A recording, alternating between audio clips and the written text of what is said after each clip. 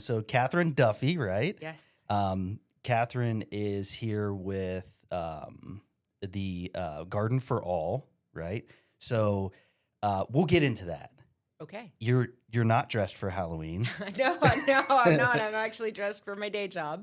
That's Yeah, good. yeah. So what is your day job? So my day job is I'm an Episcopal priest. I serve right now at St. Patrick's Episcopal Church in Dublin, Great. just on the other side of the metro area. But I'm a relatively new priest, second career. So while I was training to be a priest, was during the time that the Garden for All was, that we started it, and it was Yeah. really growing into what it became or what it is today. And so it's been a really interesting journey to be on both of those things consecutively and figuring out how they all fit together. Yeah. Some of that I know the answer to, and some of it I don't. I'm still figuring out how do we do all of this and what's the overlap. That's awesome. Yeah. So second career, what was first career? So first career, I was trained as a therapist. I worked Okay. as a therapist for a short period of time. And when I was back in my 20s, I think I felt a call to the priesthood. Not I think, I know. I felt very strongly called to ordained ministry. But, with some health issues and some other stuff, I wasn't able to go forward and actually enroll in seminary at that time. And I really felt as I was getting older, I wanted to do something a little bit more structured and, Yeah. for lack of a better term, a little more corporate. And so I took my therapy background and some of the interest I had in getting to know people and getting to know their stories, and I started working in the recruiting space, which I really loved. I know it sounds funny, right? But if you think about what recruiting really is, and what I was doing was executive level. So I worked for a small company here in the Columbus area where, they did placement of like high level executive directors of nursing at nursing homes. Yeah. And so I was able to carve out this niche where I worked with faith-based nonprofit retirement communities Okay. and help them find leadership. And so what you do in a role like that is you get to know the needs of the organization really well.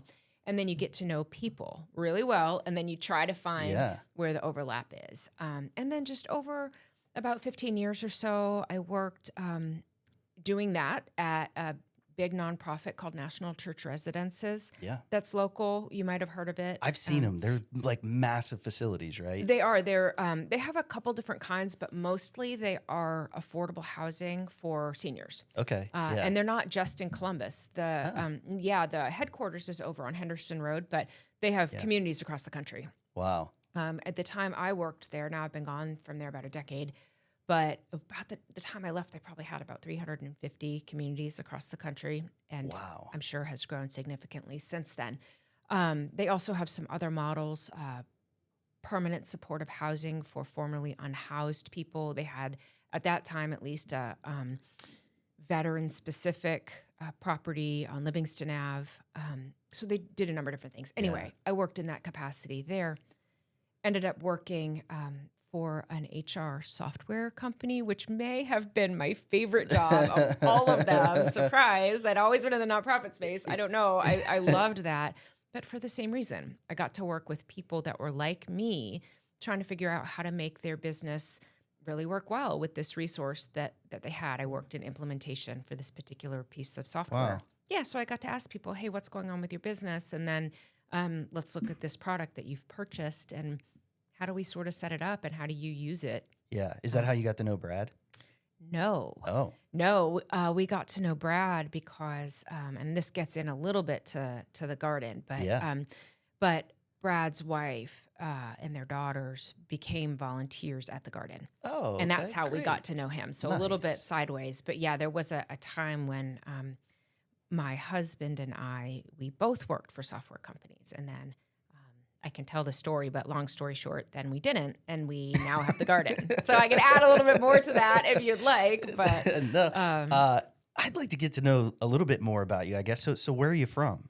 So I was born in Arizona, but I say I grew up in Maine because that's where I spent most of my really formative years. And I even stayed in Maine through college. Oh, wow. Okay. So, yeah. Then what brought you from Maine to here then? So when I was finishing my junior year in high school, my mother took a job at OU.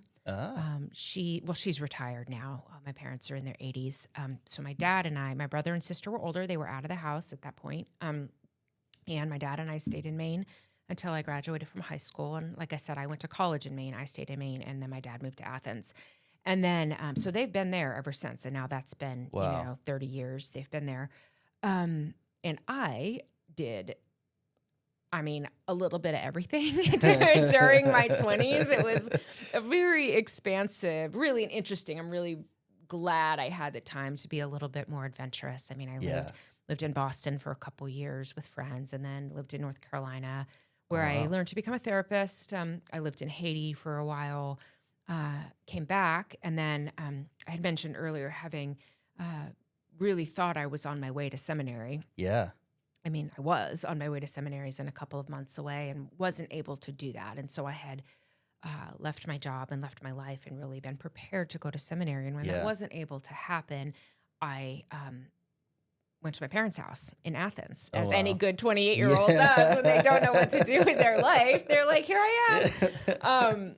But, it was shortly after that I made a decision to try to get a little bit, just try to get at the time I called it a grown-up job, but I don't mean for that to sound as rude and pejorative as it does. I just felt ready at the time in my life to have a little bit more of a stable job. And it happened to be here in Columbus. And I bought a little house in Worthington that I loved so much. And I kept it for 8 years. And when my husband and I got married, I think we so wanted actually to live in that house. Yeah. But then it was one of those moments where I thought, where are you going to put your stuff type thing? Because I had really taken over the whole house.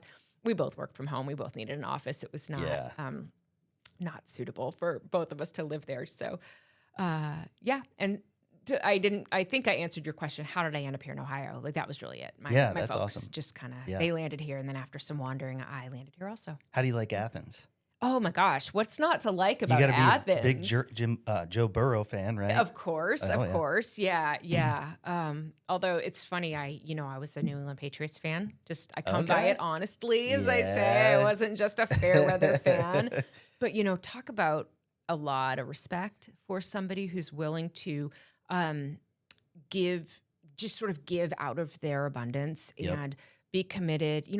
I love it because he's so true to his roots, and he's not trying to be everything, but he's trying to be the most of what he possibly can be. Yep. There's a huge need. There's a huge need everywhere, but there's a huge need in Appalachia, and he's willing to do what he can, to help. He's done a ton. It's amazing. And it really, really is. Plus, he's an awesome football player, and I'm always cheering for him. But that just, it's a really, really cool story. It's a really cool story. And he's from a really cool area. A great small town, beautiful space. I love going down there. And one of my best and oldest friends lives there. So, win-win. Especially this time of year. Like right now, it's got to be the best. Yeah. It's so beautiful.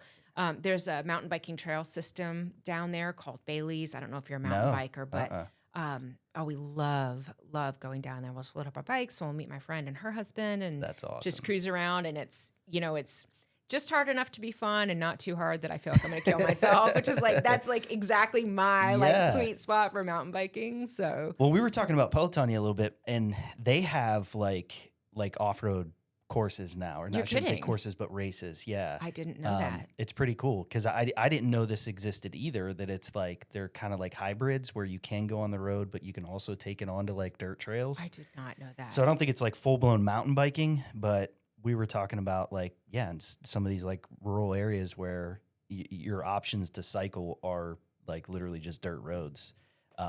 So you got to check that out. It's pretty cool. I do. I have the gravel bike too. It's like that in-between bike. So I should check it out, because it's fun. It's a little bit different, but again, the likelihood of hurting myself goes down. So it's always something I'm thinking about. I really will check it out. They did a gravel ride, and it looked awesome. I think there was a hiking piece of it too, and then they like camped out in this area. You're kidding. It looked really neat. Oh, that sounds so fun. I wanted to try and go, and 4 kids got in the way. Yeah, right. We did this bike ride. There's a big trail called the Gap Trail. It's called the Gap and the CNO, and it goes from Pittsburgh to Washington, D.C. And my husband and I and a friend did that a few years ago. We took 6 days to do it, and you can take anywhere. You can take any Wow. amount of time. Some people do it faster than 6 days. And why I bring this up is because some people, we saw these people on the trail that would be like one person on a bike and then like 3 of those like kid trailers all hooked up in a row. And you're like, oh yeah, we know they're out here for a month. They're literally riding to Washington, D.C. and they're going to get there in September. That's And, like, awesome. you know, so there you are. You could bring your kids Yeah, on the gravel. yeah. All you need is a little carrier, Yeah, the wagon. that would be a So- mess. I know, I can imagine. So And Yeah. that's awesome. Well, great. So you find find yourself here, and the church is right by Temple Beth Shalom, right? It's right like shared driveway. yes. Yep. And I've seen the like gardening go on there. Yeah. I'm an amateur gardener. My wife, when I told her I was doing this, she's like, "Can you like learn something so we can do a better job?" Because we do. We have a pretty big garden, a couple gardens actually, and I love to do it. And like some of the stuff we're successful at, a lot of it is like we just can't. Can't figure it out. Yeah, we just can't figure it out. Yeah. Like potatoes, we do really good. Okay. We like that always goes really well. Onions are like hit and miss, but I also have an animal that just runs through the gardens and kids that throw balls in there. Yeah. And I mean, it's so weird.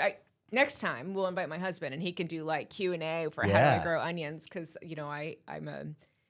I'm the hired help when it comes to the actual like gardening piece of Yeah. it. But oh my gosh, so much depends on how much rain you got and how sunny it is and like temperature fluctuations at night and what little animals are running through your and I don't mean the animals that are your progeny. I mean like actual animals. Like if you have like a chipmunk or something, it can Yeah. it can really, and it takes practice and And do you guys, I'm sure you do soil testing and yeah, we do.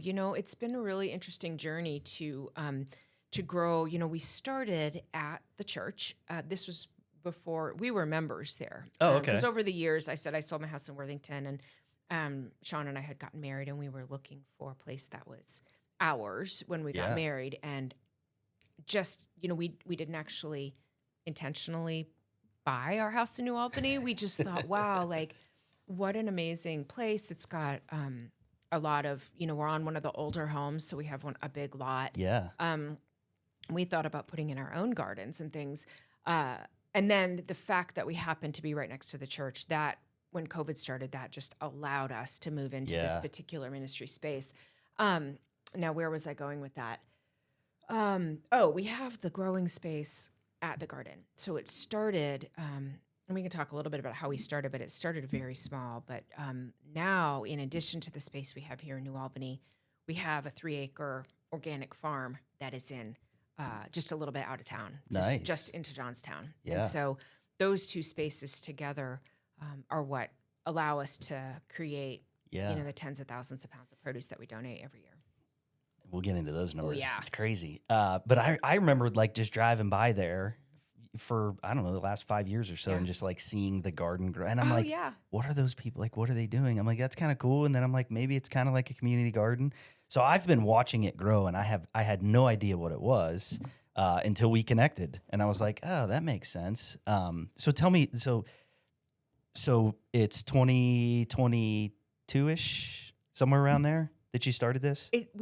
So the very short version of what happened. Yeah. And I tell the story like it's a joke. It's sort of funny, but it's actually kind of not for a number of reasons. So I mentioned that Sean and I both worked for software companies, and we were both happy enough. But I think we both had a sense that there was probably something else out there for us. Yeah. And so at the end of 2019, we decided that we were both going to leave our jobs and we were going to take 2020 and we were going to travel and figure out what the next phase of our life looked like. Yeah. We took one trip. It was to visit my mother-in-law in Florida. And when we got back from that trip, everything stopped because of the pandemic. Yeah. And so we ended up, and we're not the only ones that were in this boat. I mean, we ended up canceling a bunch of trips, and but because we weren't working, we had an enormous amount of time on our hands. Yep.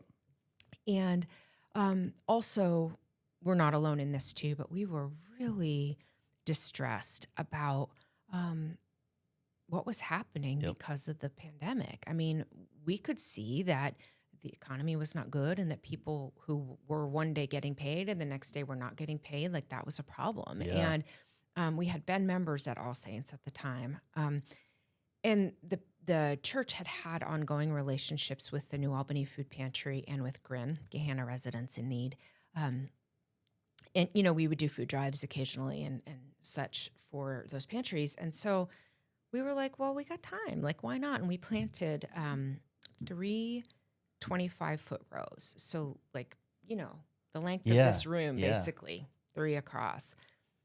And we grew, 750 pounds of tomatoes and squash and beans probably is all we grew that year. And I love looking back at the pictures because it's so small. And it was really just us. I mean, we had one other person and we intentionally didn't invite anybody else into the work.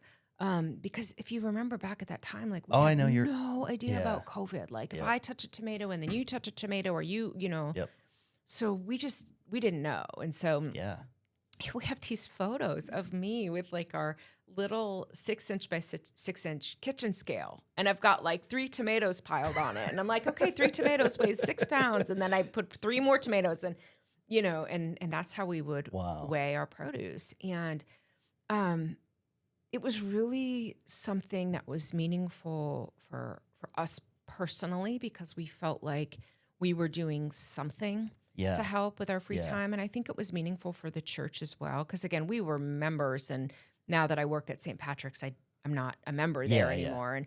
But I think it was meaningful for the church at the time, because they also felt like kind of through us, the church was part of the solution, and we were using the church's land.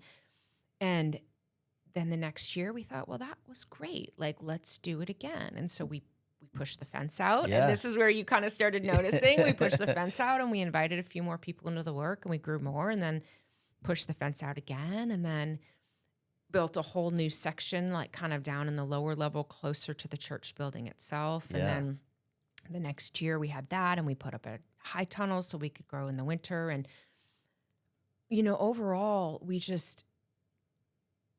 here's kind of what has happened, and this isn't going to surprise you. I mean, we partner really closely with the food pantries that we work with. And now we've gone from 2 up to 10 entities. It's even more if you count the individual pantries. But, we've been able to grow more and more and more over the years, and their need continues to grow. And so we just continue to respond to that need.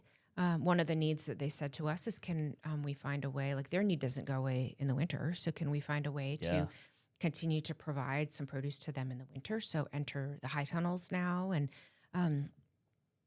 but I don't want to completely get caught up on the hunger piece of it, because we say fighting hunger and growing community. And so for us, the growing community piece is as important. It's as important a value as the fighting hunger piece, because the way we think about it is those two things actually go hand in hand. Hunger is a community problem, and we try to invite as many people as we can into the solution. So lots of questions. Before, I mean, you guys are producing like thousands of pounds, right? Yeah. So before Garden for All, where are the food pantries getting fresh produce, or are they not getting fresh produce? I mean, I think you'd have to ask each of them individually, but Mid-Ohio Food Bank does have some fresh produce. And this is not at all to knock the amazing work that Mid-Ohio Food Collective does. I mean, they're really an amazing organization.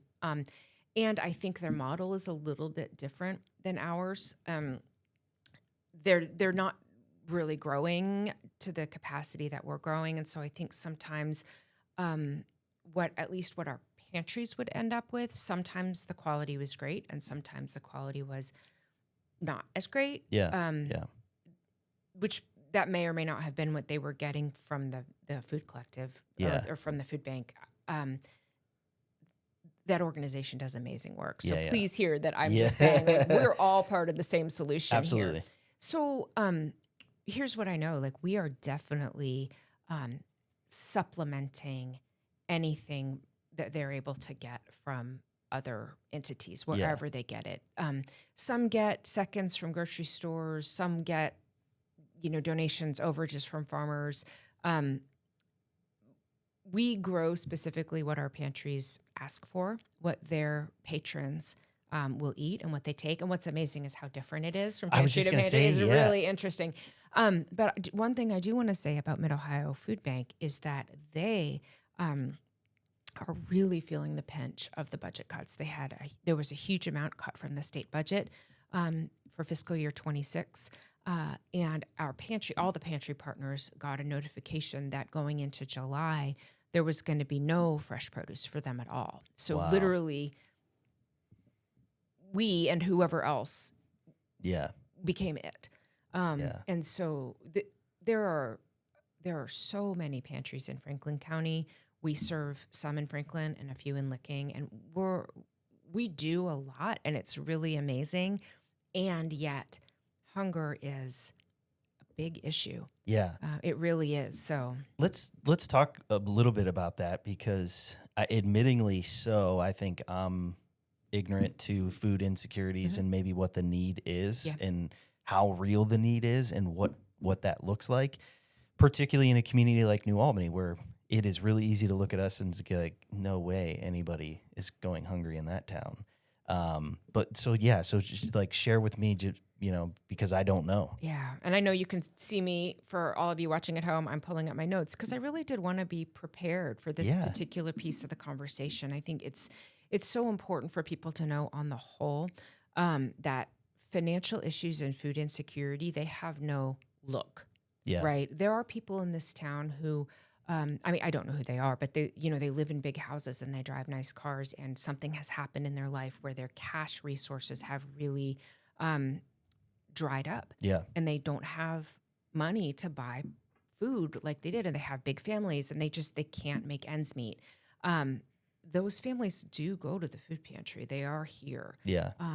And probably, if I had to guess, people try to do a really good job of hiding Yeah. what some of their issues are. But so starting in 2020,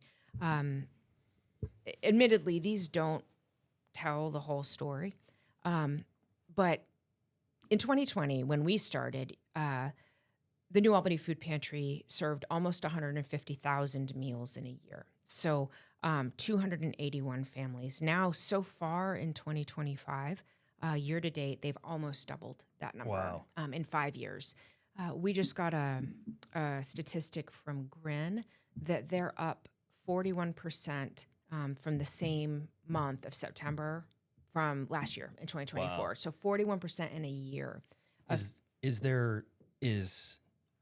that as easy as saying that much need has increased, or has the availability of resources increased, therefore more people to take advantage? Does that make sense at all? It does make sense. Okay. I wouldn't claim to be an expert on that. Yeah. But I think just as a human and knowing what I know about our pantry partners and about their resources, Yeah.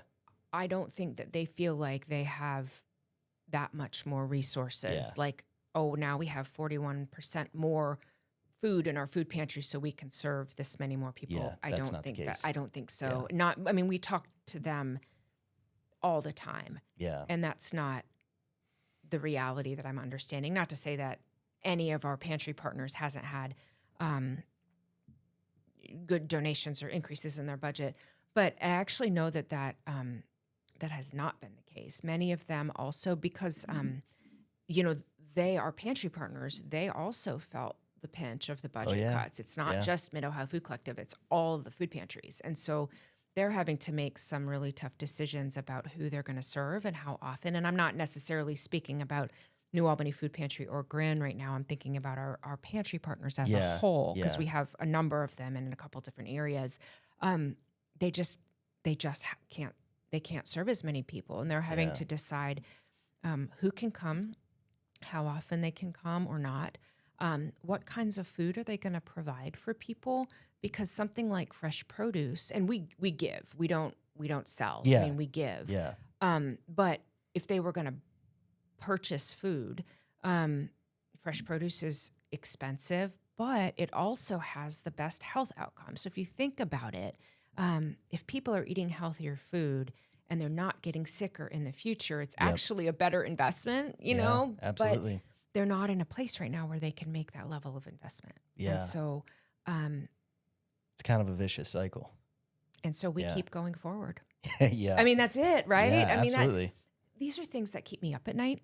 And to try to remember, as the co-founder and board president of this organization, to remember that what we're doing is critically important. Yeah. And that even though we can't solve hunger, right, permanently and forever, what we're doing is so critically important for this community. Yeah. Not just for the people who go to the food pantry, but for all of our volunteers, I think, that come to the garden and they're part of the solution. Yeah. Even if they're not going to the food pantry themselves, I see this as an invitation to the solution to a problem I wish we didn't have. Yeah. And then also, I try to think of it as a really powerful witness to people to say,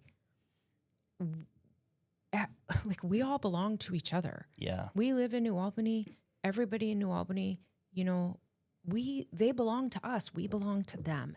And so we live in Central Ohio. So people in Central Ohio who are hungry, that's actually my problem, Yeah. right? Yeah. Yeah. Children who are hungry, like, I don't want that. And so hopefully the people who encounter the Garden for All also feel like they're part of the solution and they feel like they want to be. Like, I just see it as a tool to invite people into a better vision for our community. Yeah. Absolutely.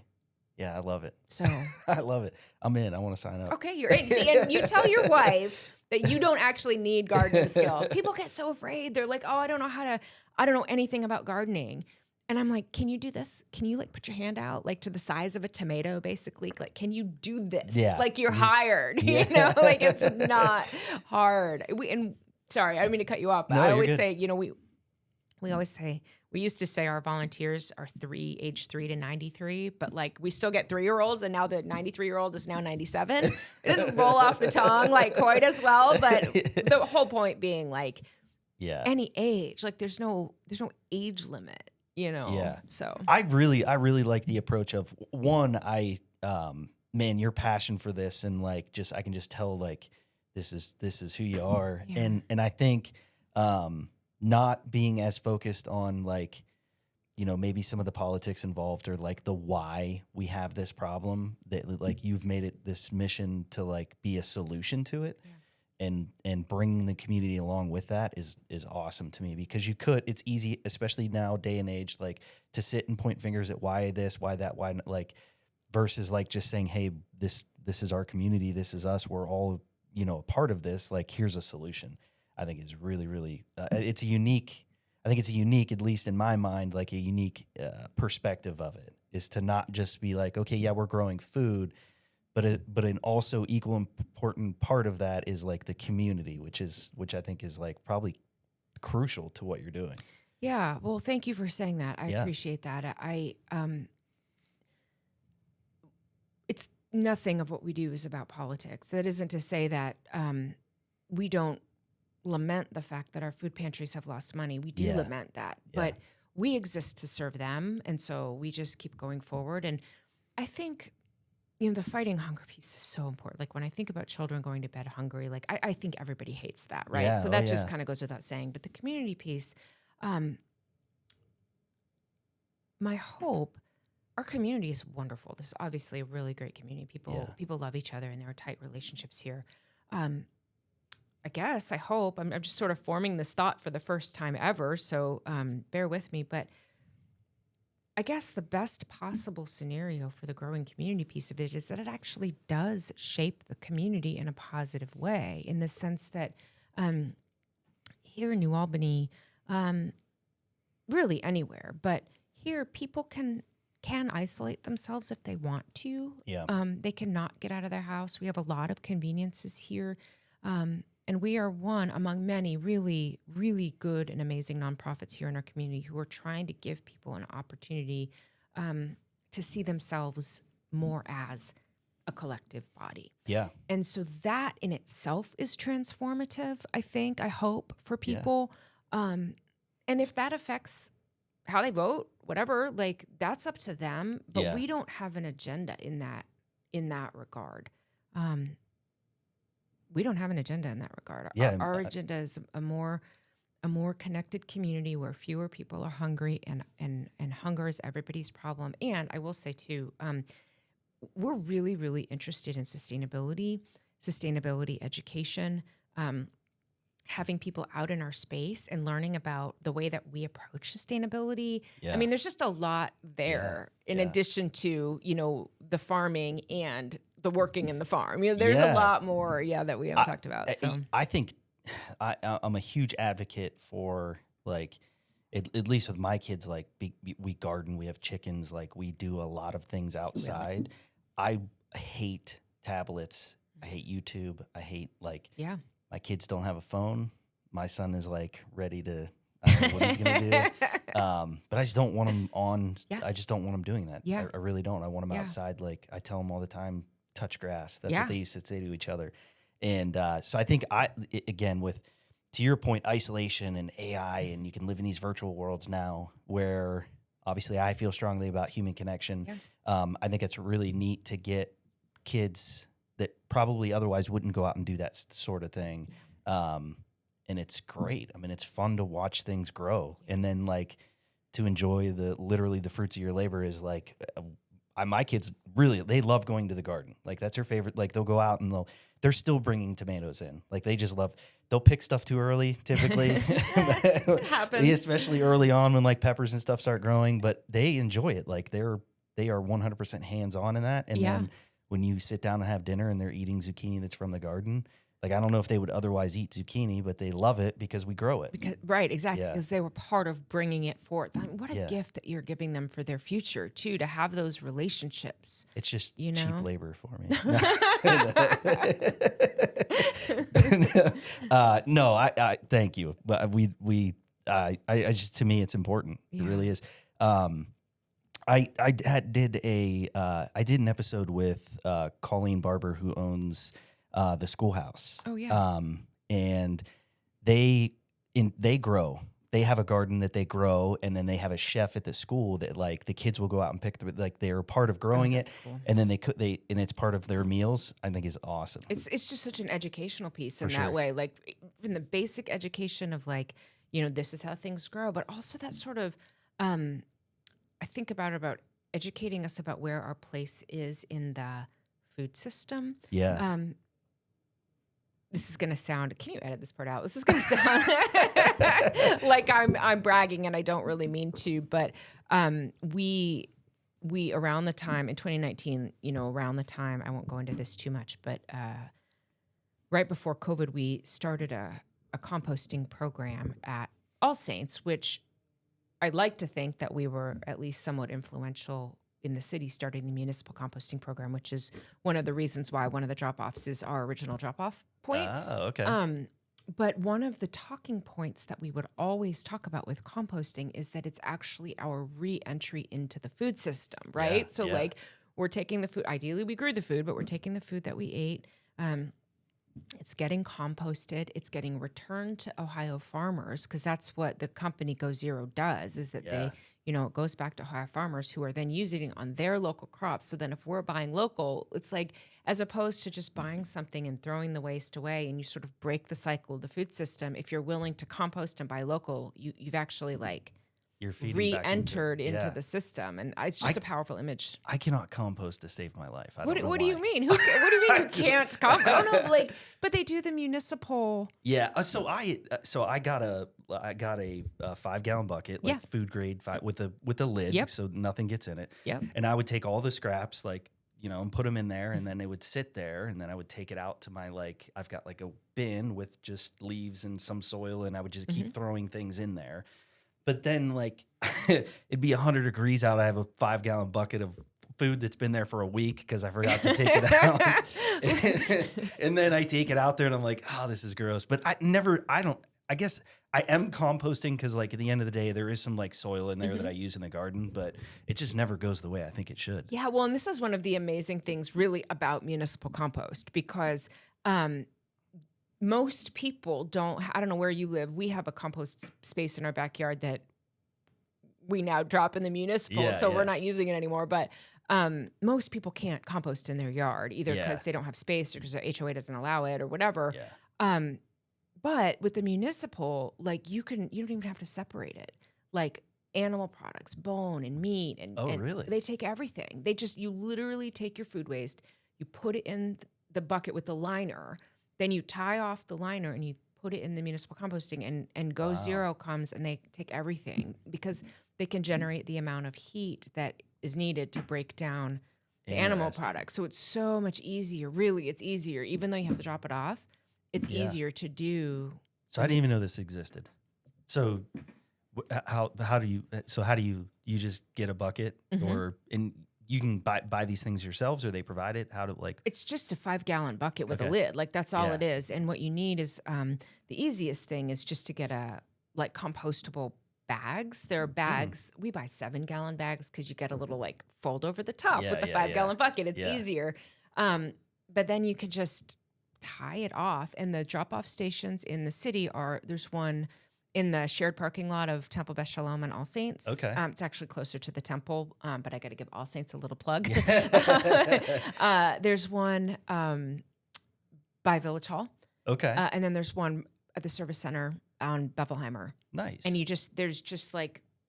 they're like big, the 64-gallon bins. They're green because they're from Go Zero. That's their color. Yeah. And you just open it and throw it in. chuck it in. And you can see on the city's website, they keep statistics of how many families are composting and how much we've composted as a Yeah. community and how much energy that saved. Not to get all completely off topic, but food waste in landfills is the number one cause of methane gas released into the atmosphere. So even taking a little bit of food waste out of the landfill yeah. really does make a difference. So compost, you got Yeah, it. I didn't know. And You got it. It's nice that you could just throw everything in. Yeah, it is. It That's makes it kinda- so much easier. Yeah, because you still have a lot of food waste, and then trying to pull things that aren't animal. you Yeah. know. And at home composting, you have to do that. But with the Yeah. industrial, you don't. Yeah, that's great.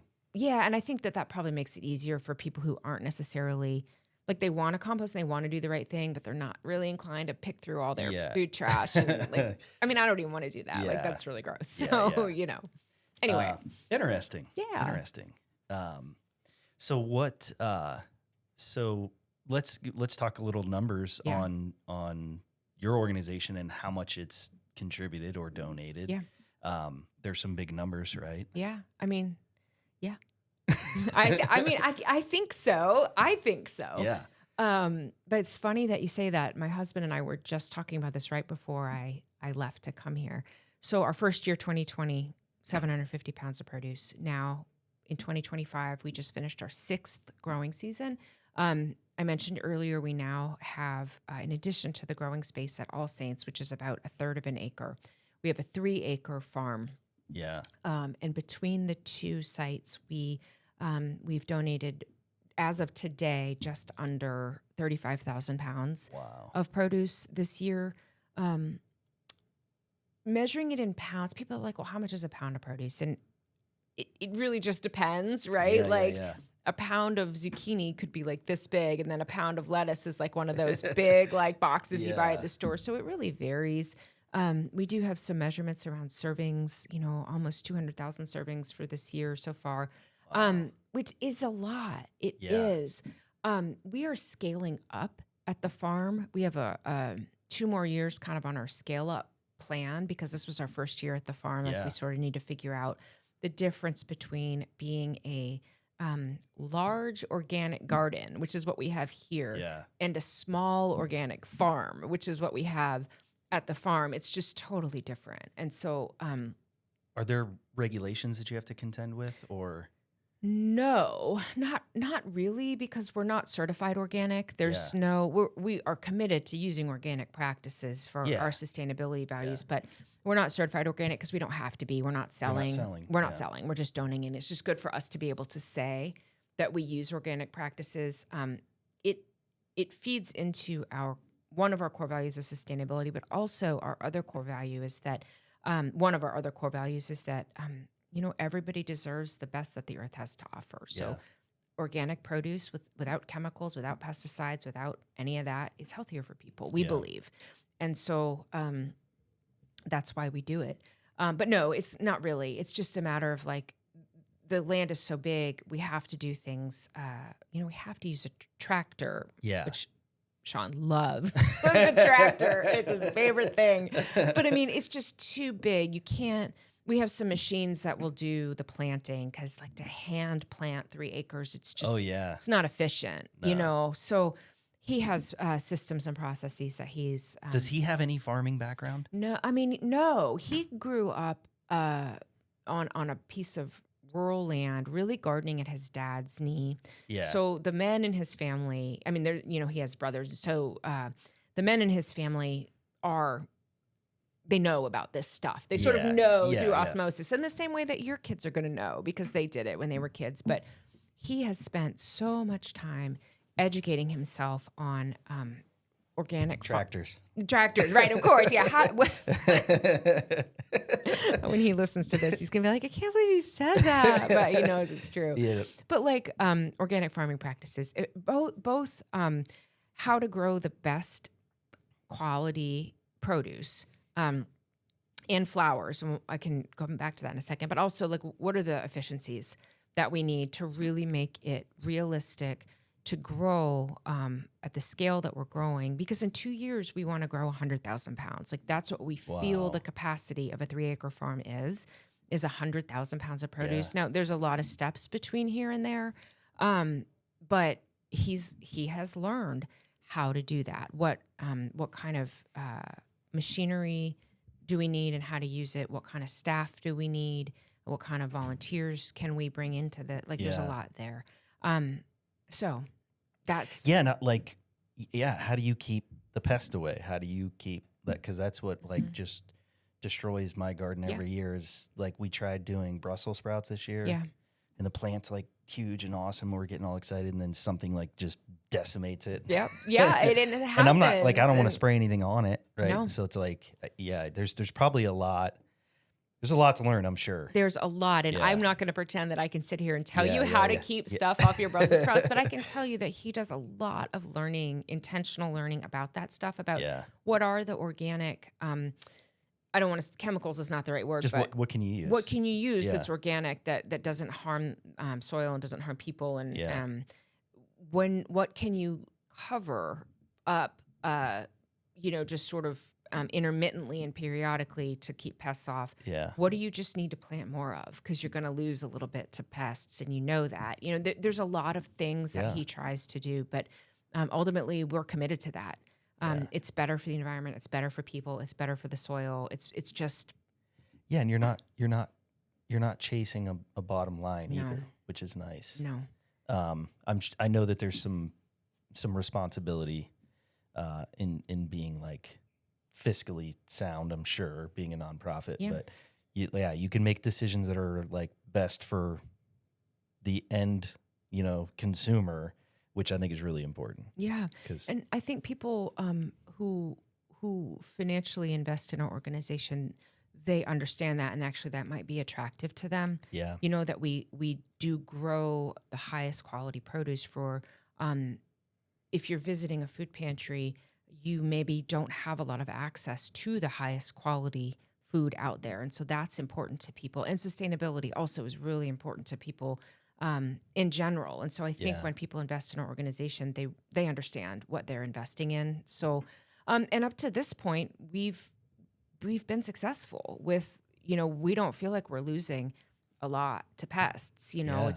it's more work, but yeah, we feel like it's worked out. The other thing that we do, I'll mention briefly, is we have a section of our space here in New Albany, and then actually another section in Johnstown where we grow cut flowers. In 2021, which was our second year, we planted flowers with the sole purpose of bringing in bees to pollinate our vegetables. Yeah, And then at the yeah. end of the year, we just cut the flowers and we put them in bouquets and sent them to the food pantry. And we got such a positive response from people who just said, "Oh my gosh, to get to take home flowers. Oh, I like- never get flowers." We were just like, "Oh, well, we need to keep doing this." And so we have a section of our space that's just cut flowers, and we have people who feel really called to be the flower people. And so Yeah. during the flower season, they come mostly on Fridays. And They cut cut flowers. and arrange the flowers. And when we do delivery, we just send flower bouquets. That's really neat. And it fits with our commitment to offering people beauty and quality from the earth. Yeah. Yeah. So, Are you familiar with Red Twig Farms? yes. Yeah. So Red Twig does, I think it's tulips, where you can like buy tulips and then they like will place them throughout the community, and it's so neat. So like you just go say, hey, I want to buy 5 bouquets or whatever, and then they will find a home for them, whether it's like randomly throughout the community. Yeah, That's really nice. it It's is the really same neat. idea. It's like Yeah. you're sponsoring tulips. I mean, you're sharing Yep. that bit Yeah. of brightness with other people. And we never want to forget how important spiritual and emotional health is for people. Yeah. You know, especially if you're visiting a food pantry, probably not the favorite day of your life to have to go, ask for help and get something that I don't know. These are just Yeah. the things that I think of. And like Yeah. to be able to just really hopefully brighten somebody's day in that way too, and Yeah. contribute, to their happiness and communicate that they are so valued that they deserve something that is extra, Yeah. Yeah. luxurious, that maybe they wouldn't purchase for themselves. I don't know. It just feels nice. It does. So, That's awesome. Yeah. And it's yeah. such a small, big to them, right? Big to a lot of people, Big but to- yeah, just I mean, yeah, yeah, it's just something we've always felt that's cool. called And to then do, I've seen you at the farmers market. Yes. You sell flowers there or for donation, We right? do, yeah. So mostly we started going to the farmers market a couple of years ago, maybe 3 or 4 years ago, really just to be able to talk to people and spread awareness about our organization. Yeah. We're hoping that people are starting to learn who we are, but Yeah. it was a lot of being like, hey, come to our booth and have you ever heard of the Garden for All? And they're like, no, No. and no idea who you are. And so, yeah, we do it for donation. I think we don't sell our stuff. It's not Yeah. typically what I always say, because people do offer sometimes to buy it, and it's just outside of our mission. Yeah. Our mission is to give it away to pantries. But we do take donations for our flowers if people want at Yeah. the farmers market to give a small donation, take home some of our bouquet, and hopefully talking with the people who are at the market about what our Yeah. mission is and wanting to get involved in the future. I mean, Yeah. that's more the point than, we're not really trying to make money from that. We're really trying to help people know why we exist, and then they get something pretty too. So that's nice. So. Yeah, and it makes the farm look nicer. Oh, thanks. Yeah. Well, there's some other beautiful flower vendors too that we're certainly not trying to upstage, but Yeah. so I it's a super creative way. I Yeah. mean, that like you got to be creative. yeah. And we've tried a couple different things. Like one year, this was maybe 2 years ago, we were like, hey, if you go buy some produce and give it to us and put it in the bin, we'll give you some flowers. So, and we ended up, being able to make another big donation. That's pretty from cool. So we've done a Yeah. couple different things, but mostly we just want people to know who we are and get excited about being part of the solution to hunger, you Yeah, know? yeah. So yeah. So what's next? Well, I mentioned scaling up the farm. I mean, I think that that feels very important to Yeah. us. We're constantly growing our volunteer base, and we have lots of companies in the area wanting to bring teams out to work. We have lots of individuals that want to come out and work, and that work actually happens year round. Yeah. We now, I think I said this before, but if I didn't, we now have 4 tunnels that we grow in year round Nice. because, food pantries Yeah. still need produce during the wintertime. And so it's really expanding our core mission. That is so important to us. Not even just that hunger is increasing, it is, but even if it weren't, there's still more, there's Yeah. still a bigger issue than, currently, like there's still plenty of landing places Yeah. for the produce that the Garden for All is growing. And so that continuing the work, expanding community awareness. And then we have a lot of, board is really working through right now, as we scale the farm up and we're fully working, what is our place within the sustainability education landscape? Yeah. What is our place in the middle of kind of the job skills or agricultural training landscape. I mean, these are conversations that we're having right Yeah.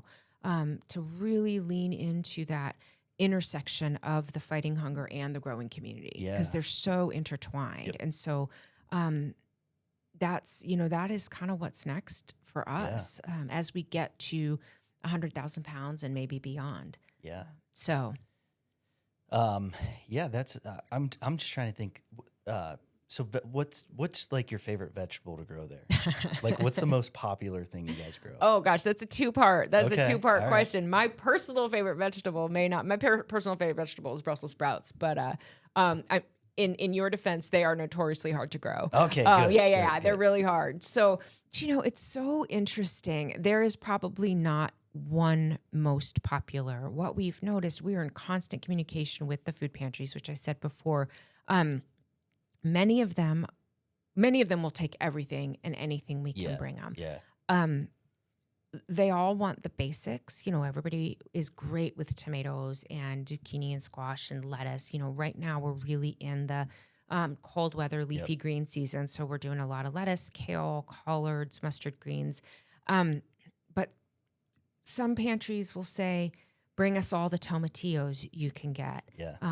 But don't bring us any Swiss chard or people don't like it. And I'm thinking, I just paid $15 for that at the farmer's market. But then we have other pantries that are like, oh my gosh, our people love Swiss chard. They cannot get enough of it. And so we do have some subsets where, we have one pantry that they want all the okra and collards that we can grow. Yeah. Like they'll just take all of it. And then others that are like, no, our people don't really like that. And I just think it's such an interesting sort of symbol of the different like unique cultures yeah. that have grown up around the Columbus metro area. And I find it so It's really cool. fascinating, and Yeah. also a way to dignity is such an important thing. It's such an important value to be able to offer people food that they like and food Yeah. that's familiar to them, so they can cook it at home in ways that's tasty and meaningful Yeah. to them. And so that was a long answer to your question, is that every pantry will say this Yeah. is our favorite, and we'll do our best to grow that. Yeah, And I think that part of it is really cool. Instead of like, okay, what's easy and can we produce the most of? Yeah. And like, how could we get to that, 100,000 Yeah. pounds or whatever? But to be able to give the areas geographically, culturally, like the things that they want Yeah. to use, that's really cool. Well, thank you. I mean, and I think the truth is that none of this is actually about us. Yeah. Do you know Yep. what I mean? Yep. Like, this is not about Catherine Duffy or Sean Duffy. I mean, we exist because the food pantries exist, Yeah. right? Like, Yep. if the pantries weren't there, we wouldn't be there. But Yeah. ultimately, it really is about people, and Yeah. not just what they're going to eat, but also how they feel, Yeah. how they live in the world, if they know that they're valued, and they are. And I mean, this is some of my personal faith and my personal values, but I don't think it's rocket science to say, actually, everybody is valuable. Everybody Yeah. is valuable. And I think part of communicating the fact that we think everybody is valuable is saying, and you get to eat things that taste good to you, Yeah. right? Like, I'm Yeah. trying to think of something that I hate. And if you were like, oh, okay, I actually hate onions. So if you were like, I'm Is this sorry. hypothetical? Or No, I actually hate onions. Oh, Um, interesting. You're judging me. I can see it. I should have gone with something else that I hate. I can't think of anything else that I hate. I hate milk. Do you like milk? all right. You look like you like milk. But if you were like, Catherine, I know you're hungry, but I'm sorry, all you get is red onions. Yeah. Like, that's. I think I would be sad about that, because I actually hate them, Yeah, yeah, and yeah. so we actually want the opposite of that. We there's something about communicating value to people and saying, I've actually heard you. You Yeah. have said something, and I have heard you, and so I am going to adjust my behavior. Yeah. So getting to 100,000 pounds, that's not like, we're not going to get a gold star from anybody for No, growing yeah. 100,000 pounds of produce. Like, we don't care. It could Yeah. be 110 or 99 or whatever. It doesn't. It's just what we estimated the capacity of the Yes, farm to yeah. be, is to be approximately 100,000 pounds. We will have realized our mission if we have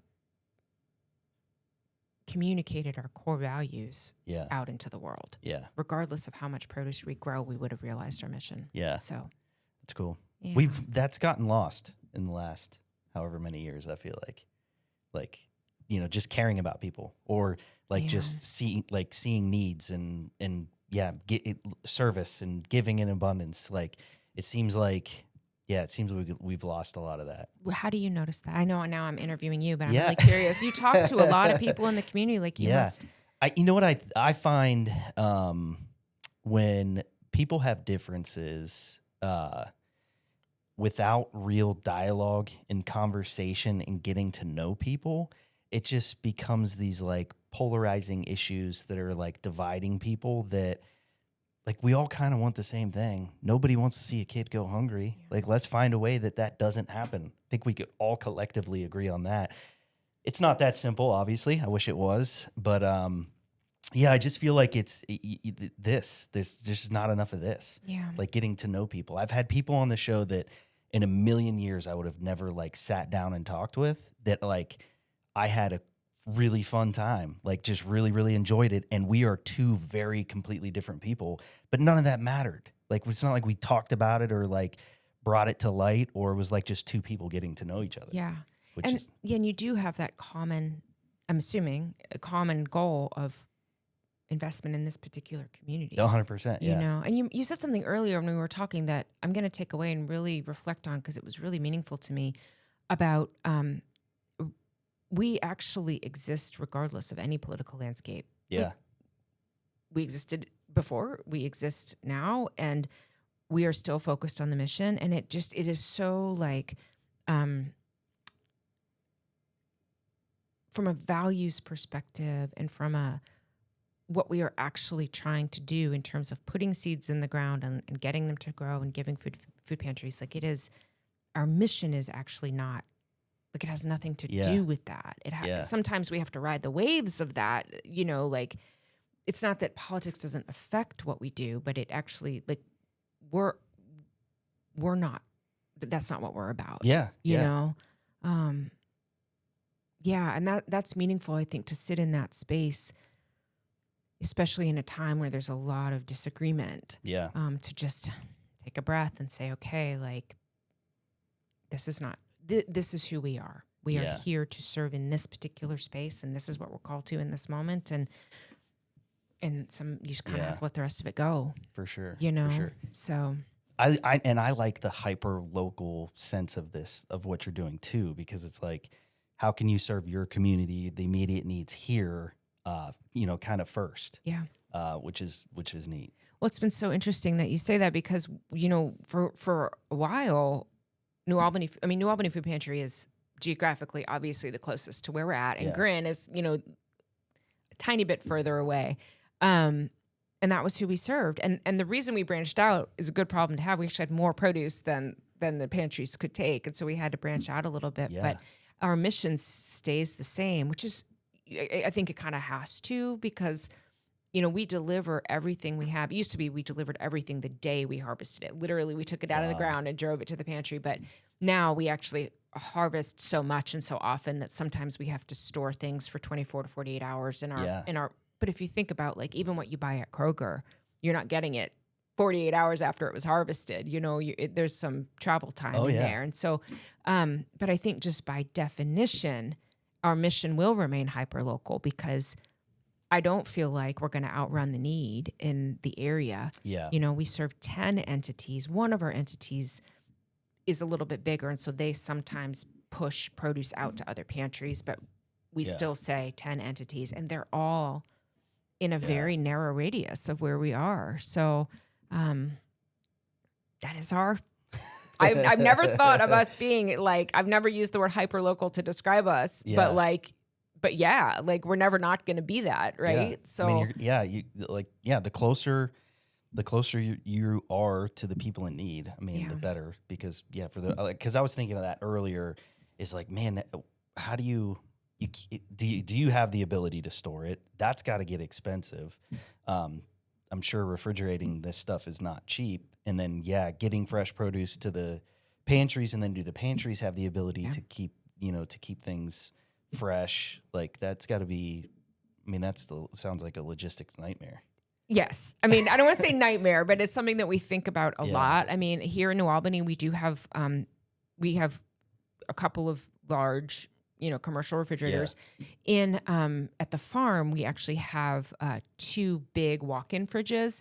Even still, we have filled both of those from time to Wow. time. And so what's interesting that we've noticed with our pantries that this is why we're scaling up, thank goodness, why we didn't go right from 0.3 acres to 100,000 pounds. We're like, we need to figure this out because there is a difference. We have some pantries that are open every single day of the week, and that's their model. And then we have some pantries that are open once a week, and some pantries can pick up, and others, we have to drop off. And so there are some, there's some logistics to figure out. And as we scale, we'll have to figure out, what is the best and most efficient way. I mean, you mentioned earlier, being good stewards of our resources. And I think there is a piece of that in the sense of being as efficient as we can with staff time. Yeah. So that is something, as we look at our staffing needs, let's say for 2026, which are going to be greater than 2025, it's like, okay, what do we actually need these people to be doing?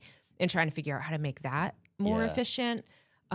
So yeah, it is that I think is something we hadn't really realized until this growing season, the logistical piece of it, what is it actually going to be like to have this farm with actually so much produce, getting it out to 10 entities. So fortunately we made it through this growing season without too many hiccups, and we have a little bit of a slower time right now in the colder months where we can sit down and figure some of that stuff out. Yeah. So it's a lot. It's a lot. I mean, it is, it's so not what we thought when we had our 3 25-foot rows and I was weighing things on my kitchen scale. Like we didn't sit down and say, and that has been one of the most beautiful things about this as a person of faith, we did not sit down and say, oh my gosh, in 5 years, we're going to be on a 3-acre farm. Like that, when I say that did not happen, I mean, that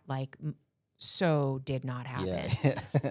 And for corporate people who are used to planning and measuring everything, to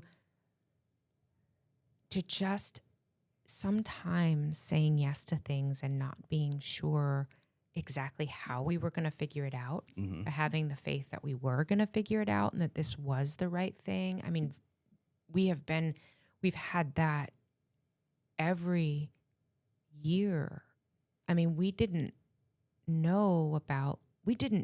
we got the opportunity to take over the farm, we were like, wow, yes. I mean, yes. Okay. Yes. I mean, of course it's a yes. Yeah.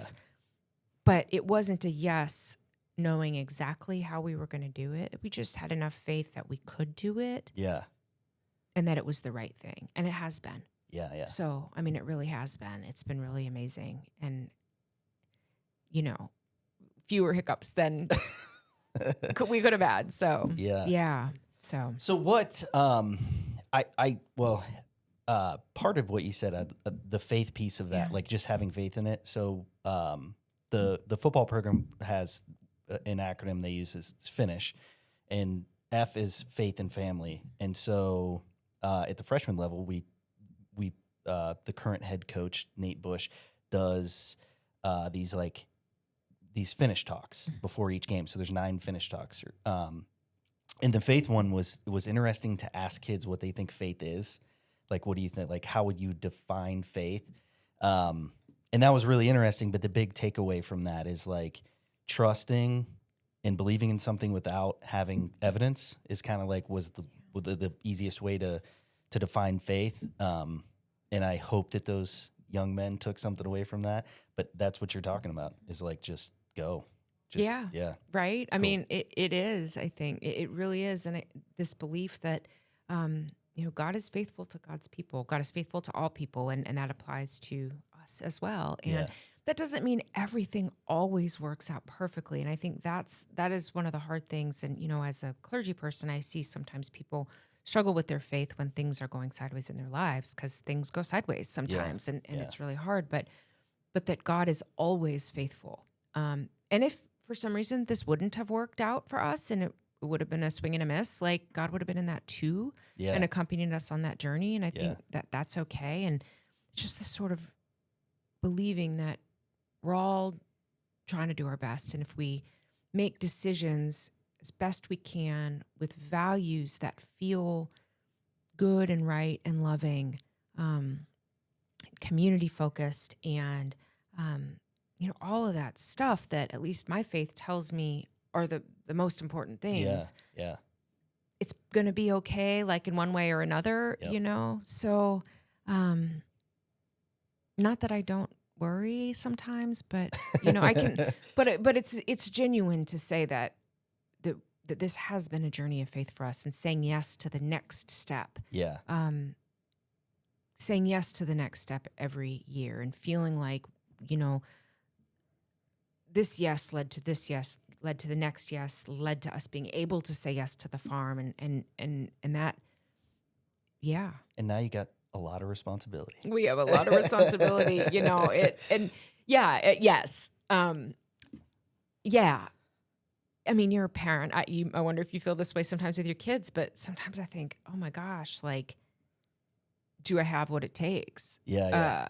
And also, as a person of faith, I honestly think like, not no. Yes, I mean, I do think, but I also think that we continue to grow and we continue to be accompanied. You know what I mean? Yeah. Like I think the way to make something small and limited in its scope is to think I have it all figured out. Yep. And that there's an expansiveness in saying I've been equipped up to this point, and I can grow it up to this point, and something else that feels bigger than me, will, and that'll be the next yes. Yep. And then the next yes after that will appear, and then the next yes after that, and forever, right? Yeah. So Yeah. So that's what I actually think a life of faith is. Yeah. And this has been a really amazing incubator to live that out, and to try to, at least for me, keep my own anxiety, my own worries under wraps, and just know that regardless, everything's going to be okay. It feels like a really big responsibility. We're so fortunate to have the support of some folks in the community in New Albany. Yeah. And it's the end of the year. Like, we're going to be asking for more support to continue with our mission for next year. And, we take that responsibility really, really, really seriously. Yeah. Like, people give us money, and we do this mission with the money that they give us. Yep. And like, you feel it's an enormous responsibility to do that well. Yeah. And with integrity, for the good of the community, for what they signed up for. So it's a lot to hold. But how? So speaking on that, if somebody wants to help out, what do you need? Mm-hmm. And then, like, how does somebody get involved? Yeah. So there's a number of different ways. Like any nonprofit, we always need financial contributions. I mean, this is how we function. We don't sell any of our produce. And so we really are so grateful for the individuals who are willing to support us, the foundations, the corporations who believe in our mission and who really believe in ending hunger in our community and growing community connections here in New Albany. In addition to that, we have, our volunteers are so critical to the work that we do. Not only do people come and work, they work here in New Albany, they work at the farm, but really, like, as we talked about, growing community is our mission. Yeah. So in order to have that, like, we just love it when people come out and participate with us. People who are willing, who work at places that have service hours, or they think that their companies where they work would want to come out and, maybe have a volunteer team for a day or take a tour. We always do tours. So I love giving tours. Okay. Like, it is the best. It takes about 90 minutes to go through both the place here in town and the farm, and just hear a little bit about our mission and see the space. We do them year round. And it really, once you see it, you really get what it is Yeah. we're doing. And so Yeah. that's another thing. And just being willing to learn about what we do and then get excited and tell other people about what we do. And then I'll say this too, because our food pantries are, they're our partners, right? Yeah. And right now, food pantries need help. They need support. We support them, and we hope that other people are supporting them. I Yeah. know today is a really big day for food pantries because they're expecting tomorrow with SNAP benefits changing and that being a very unstable space right now. Yeah. Hopefully that instability is going to come to an end soon. But right now our pantry partners are very worried. And so in addition to supporting us, supporting your local food pantry, you can never go wrong with Yeah. that. Yeah. So, If I have an abundance in my garden, can I donate that directly to food pantries, or do you facilitate that in any way? Like because like on my street, there's always like free produce or like take what you need, give what you can. Like, and I always think about the amount of produce I know that just goes to waste, like tomatoes that sit on the windowsill that like rot because we can't eat them fast enough. Like that can be donated absolutely directly to the pantry? Absolutely. Okay. You can take it to New Albany Food Pantry. You can take it to Grin. You could take it anywhere. If people don't want to do that, we've actually had people drop their produce off at our place in New Albany and we just add it, you need me to come pick it up. I can do that too. So yeah, but I know the New Albany Food Pantry does take produce donations. I've seen in the past actually, like drop off bins for produce. I think they probably only do that in the heat of the summer, like when things are really abundant. Yeah. But yeah, they do take private produce, which essentially was what we were at the beginning, you know? So, and just that's really wonderful too, because remembering the nutritional value of fresh produce and how that's probably the first thing to go when people are trimming their grocery budgets. 100%. People just aren't buying the more expensive stuff. So, but the benefit of that for people's long-term health is so important. So yeah, I encourage everybody to donate that stuff before it goes to waste for sure. I think there was like during COVID, there was a big push for people to like grow their own food and which was like, hopefully some of that stuck. I don't know how much of it did. I don't know either. I mean, I'm not sure. We've taken our garden beds out now that we have the farm. We can't even tend our own backyard garden. But, I hope some, because it is better for people. It's better for all people. Yep. Yeah. It's better for all people to eat fresh produce. Just some people have the means to buy it and some people get it from the food pantries. And, and that's it. So, awesome. Yeah. I always like to wrap things up. Well, first, is there anything else that you want people to know about the mission, about the farm, about you want people to come out and see it? Yeah. You need some, you could always use financial help. Of course. But you want more community. Yeah. All of that. Okay. Yeah. All of that. Yeah. Our website, thegardenforall.org. I'm on there. People can email me directly if they're interested or if they have questions. No, I don't know. I feel like I've talked for a very long time, so it's hard for me to come up with what else I want people to know. Yeah. No, I think really just that I'm really grateful for the opportunity to talk about our mission. And I think once people get out there, they get it and they see and they stand shoulder to shoulder with other people. I think I said this to you earlier, but I do want to say, I notice people are intimidated with the gardening thing, with the farming thing. Yeah. But, we believe and we say and we make good on the fact that there's a job for everybody. You actually don't have to know how to farm or garden to be helpful and to participate in the mission. So I try to take away the intimidation factor. We have a whole teams of people whose job it is to just pack and weigh stuff and get it ready for delivery. So, I mean, community groups come out. I mean, we love having the baseball team and the National Honor Society. There's just a lot of opportunities. I really like that idea. Like Ronald McDonald House Charities. I don't know if you're familiar with them at all. They'll do like, you could like sponsor as a business or sometimes families to go cook meals. Yeah.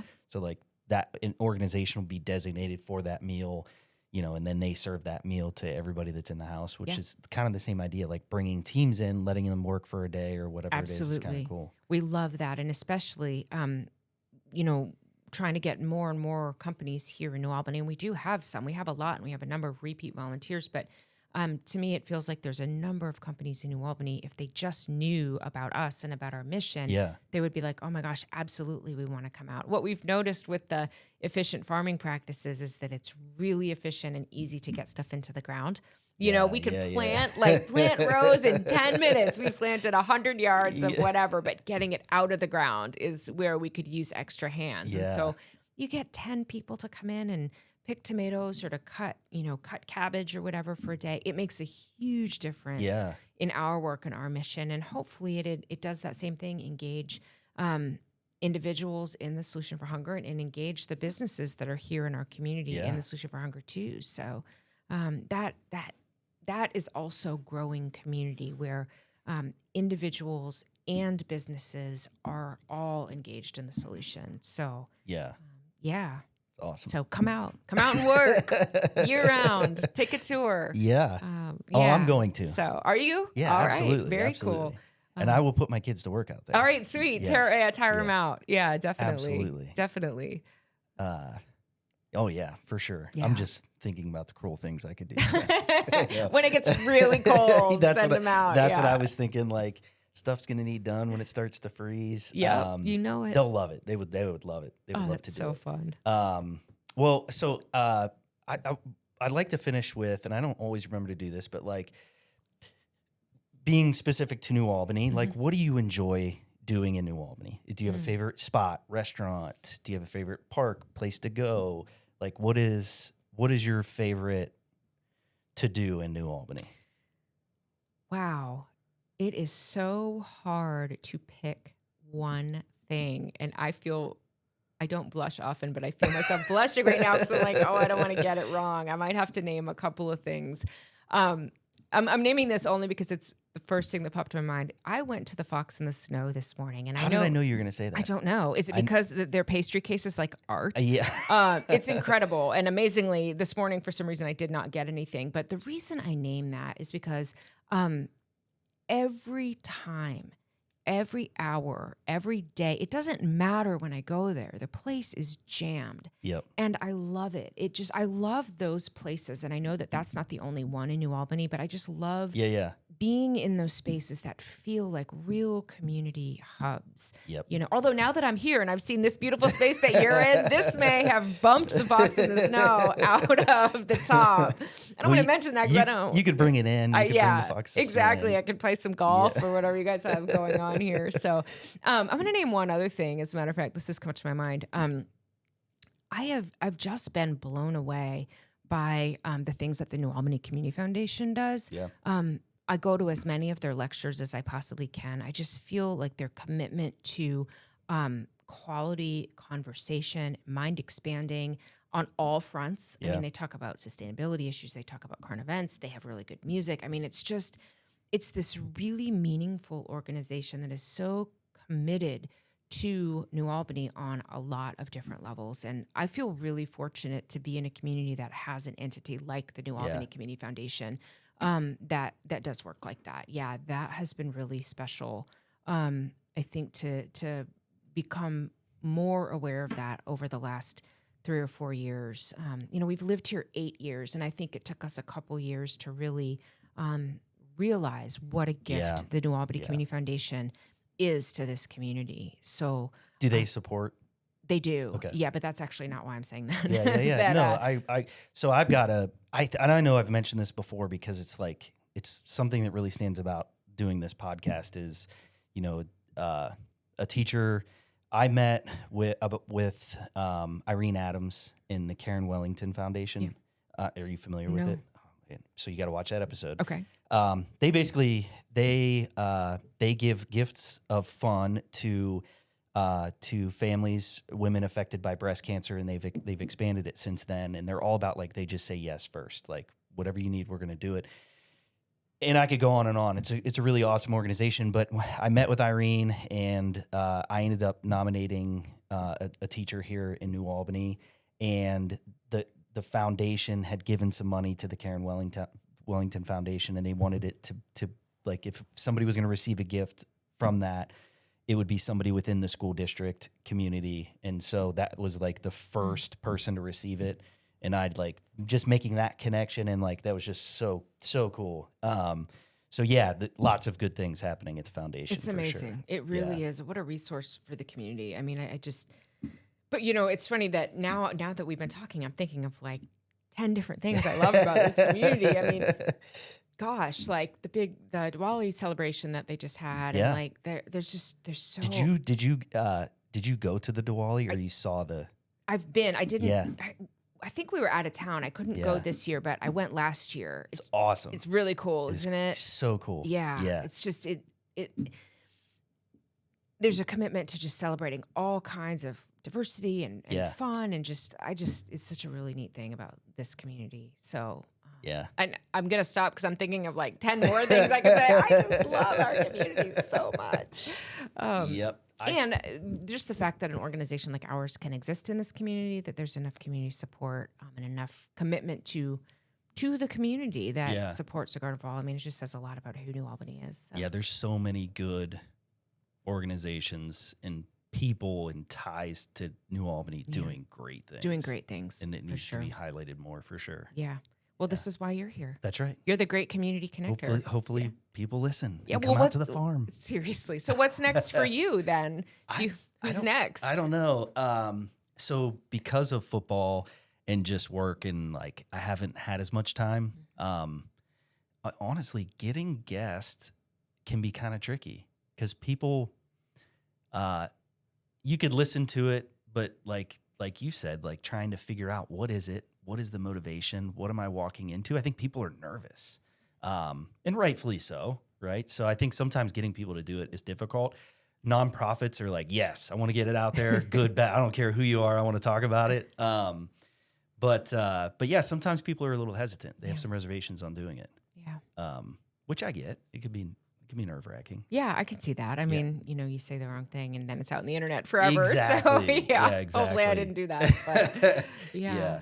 But yeah, I don't know. I'm just going to keep plugging away. I just love doing it. I just have Yeah. a ton of fun. Oh yeah. And yeah, if I can help make connections or get the word out there, like I feel like I'm searching for these things. So like Garden for All is something I found because I'm just actively looking for things like that. But yeah, if you're somebody in the community that has been like me driving by there going, look at those crazy people in their giant garden. What are they doing? They would have no idea. Yeah. Right? So hopefully, hopefully this helps educate some people. Thank you. I'm really, really grateful that you took Yeah. all this time just for me to talk about all the awesome things we're doing. So That's I really appreciate it. Yeah. Did you have fun? Of See, I told you course. it's See, easy. and I wasn't even nervous. I mean, really. So I did. Thank you.